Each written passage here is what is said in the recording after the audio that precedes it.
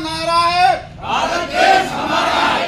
समाजना આગેવાનો, આદિવાસી સમાજના કાર્યકરો, આદિવાસી સમાજના યુવાનો, આદિવાસી સમાજના બુદ્ધિજીવીઓ, આદિવાસી સમાજના મહિલાઓ, આજે અમે માનનીય મુખ્યમંત્રી ભૂપેન્દ્રભાઈ પટેલ સાહેબને સંબોધીને મામલતદાર સાહેબને મારફતે અમે આવેદનપત્ર એટલા માટે આપીએ છીએ કે ખેડિયાપાડાના શંકરભાઈ વસાવા જે આદિવાસી યુવાન લીડર અને સામાજિક ધારાસભ્ય છે અને એમને સરકારને ખોટા કાયદાનો દુરુપયોગ કરી અને એમને જેલ ભેગા કર્યા છે.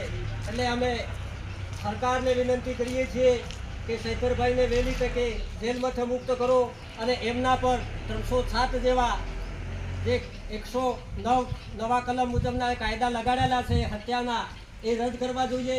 અને જો આમ કરવામાં ના આવે તો અમે સમગ્ર ગુજરાતના અંબાજીથી ઉમરગામ સુધીના આદિવાસીઓ બધા એક અવાજે ઊભા થઈને જનાંદોલન કરશું શંકરભાઈના એમ કે માનમાં, અને શંકરભાઈને નિર્દોષ અને જેલમાંથી મુક્ત કરે એવી અમારે આજના સમાજ વતી દરેકને અમારે વિનંતી છે. અને મામલતદાર સાહેબ વિનંતી કરીએ છીએ કે આજે અમારું આ વિજયનગર તાલુકાના આદિવાસી સમાજના જે આવેદનપત્ર છે માનનીય મુખ્યમંત્રીને તમે મોકલી આપજો એવી આશા રાખીએ છીએ.